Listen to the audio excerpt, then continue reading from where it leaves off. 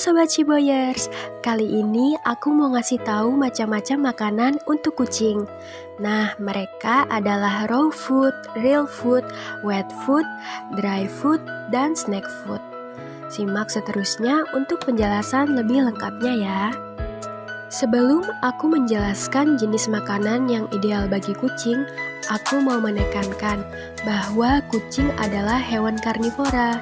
Jadi, protein hewani adalah nutrisi utama yang terbaik untuk kucing. Sedangkan nutrisi pendukung lainnya seperti karbohidrat, lemak, vitamin, dan mineral juga diperlukan. Namun dalam jumlah yang lebih sedikit sesuai kebutuhan gizinya. Oke, Sobat Ciboyers, kalau sudah paham, mari kita ke pembahasan utama. Yang pertama, raw food. Raw food adalah semua makanan yang belum diolah sama sekali. Contohnya, daging sapi, daging kambing, daging ayam, daging ikan, telur mentah, dan produk hewani lainnya yang masih mentah tidak boleh diberikan kepada kucing kesayangan kita ya, friends. Raw food atau makanan mentah ini tidak layak dimakan. Makanan mentah mengandung beberapa kuman dan parasit yang berbahaya yang belum mati, sehingga bisa menyebabkan masalah di pencernaan, contohnya diare.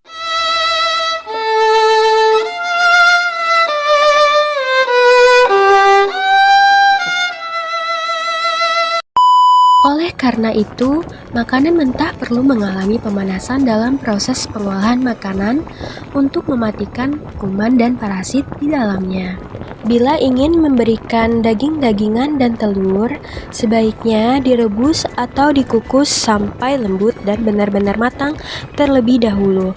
Kalau sudah diolah, namanya berubah menjadi real food. Ukuran makanan ini sebaiknya dipotong kecil-kecil karena kucing tidak mengunyah terlalu banyak. Selain itu harus dipisahkan dari bagian tulang agar kucing kita tidak ketulangan. Ketulangan adalah tersangkutnya duri ikan atau tulang pada kerongkongan menurut Wikikamus. Andai saja hal ini terjadi, kalian harus segera membawanya ke dokter hewan supaya bisa dibantu untuk mengeluarkan tulang dari tenggorokannya. Help me! Help me! Memberi makan kucing dari daging yang digoreng kurang disarankan karena mengandung kolesterol. Daging panggang atau sate juga kurang disarankan karena biasanya hasil olahan kurang matang merata di bagian tertentu. Jadi ada bagian yang kurang matang gitu yang berpotensi masih mengandung kuman dan parasit yang belum mati. Kemungkinannya bisa menyebabkan gangguan pencernaan seperti diare. Selanjutnya aku mau bahas wet food. Wet food adalah pakan basah yang sudah matang dan siap santap. Produk yang biasa dijumpai dengan kemasan plastik maupun kalengan. Produk wet food tidak tahan lama bila tidak disimpan di kulkas kalau sudah dibuka. Mungkin hanya 24 jam saja di suhu ruang. Jadi wajibun banget nih produk wet food cat ditaruhnya di kulkas, yes. Keunggulan pakan wet food adalah lebih halus dan lebih lembut dibandingkan dry food. Selain itu juga wet food ini mempunyai aroma yang lebih kuat sehingga akan sangat menarik nafsu makan kucing. Kucing paling bersemangat saat diberi pakan jenis wet food ini. Meskipun wet food sangatlah membuat kucing kita senang, kita sebaiknya tidak memberikannya untuk setiap hari. Karena bila berlebihan atau terlalu sering, kemungkinannya dapat menyebabkan sariawan pada kucing. Kok bisa ya? Gimana terjadinya? Dengarkan baik-baik penjelasannya ya.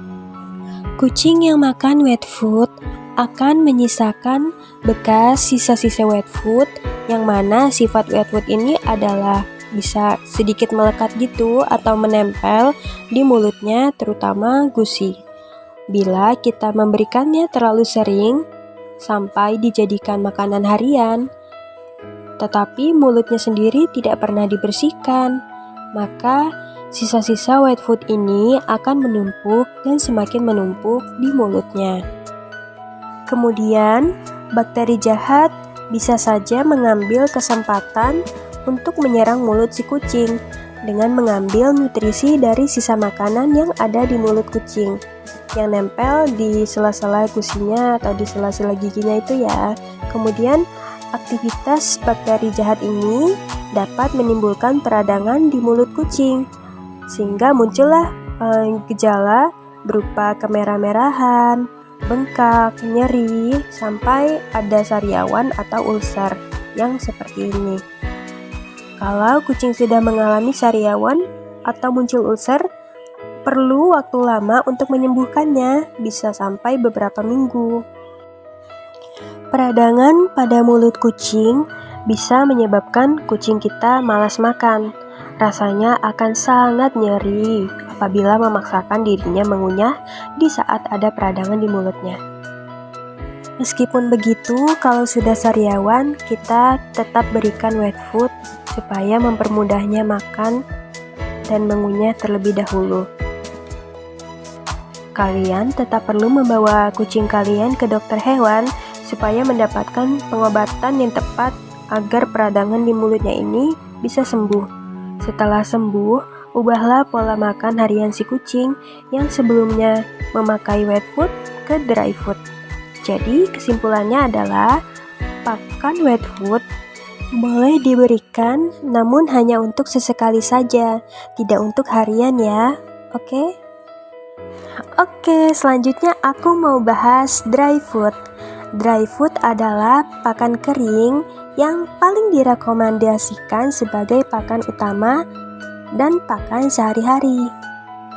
Pakan dry food dapat menjadi pakan utama sehari-hari dibandingkan daging kukus karena komposisi nutrisi dry food sudah diatur seimbang oleh ahli gizi.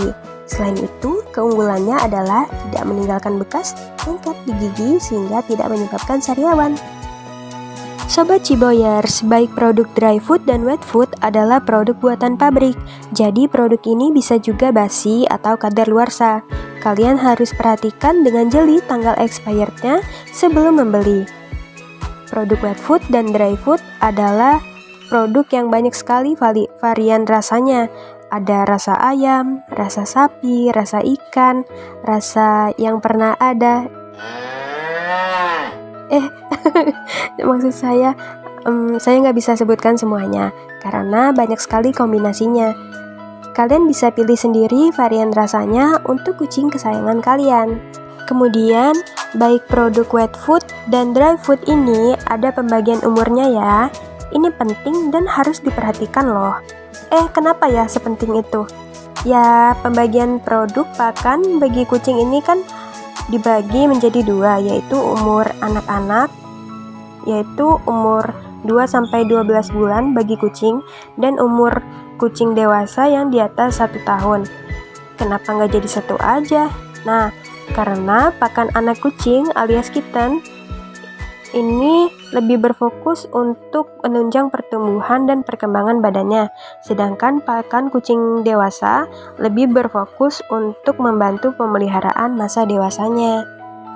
Pakan dry food untuk kitten juga isinya kecil-kecil untuk memudahkan kitten yang mulai belajar mengunyah, sedangkan pakan untuk kucing dewasa lebih besar-besar sesuai dengan giginya yang sudah besar dan sudah kuat, serta mulutnya yang lebar. Nah, ini aku udah rangkum pertimbangan untuk membeli pakan kucing. Pertama, cek tanggal kadaluarsanya tadi, terus pilih pakan dengan label usia yang sesuai dengan kucing kamu, kemudian pilih varian rasa yang menjadi favorit kucingmu, dan yang terakhir adalah sesuaikan dengan budgetmu. Sobat Ciboyers, masih ada nih yang mau aku jelasin, yaitu snack food atau treat food, yaitu pakan cemilan bagi kucing.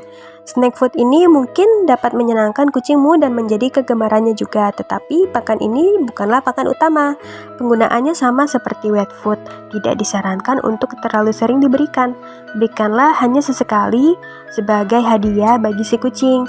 Misalkan, setelah kucing kita stres setelah di grooming, setelah kucing kita stres di steril, saat kucing kita sedang sakit, pokoknya untuk menyenangkan hatinya yang baru aja stres. atau sebagai hadiah untuk si kucing, tidak untuk harian ya, oke? Sobat Ciboyers, saya tahu konten ini jauh dari kata sempurna. Mohon maaf bila ada kesalahan dalam penyampaian saya. Silakan koreksi saja di kolom komentar ya, oke? Sekian penjelasan dari aku. Apabila kalian suka dengan konten yang aku buat, berikan aku like. Kalian boleh share video ini bagi yang membutuhkan informasi ini. Terima kasih sudah menonton konten ini.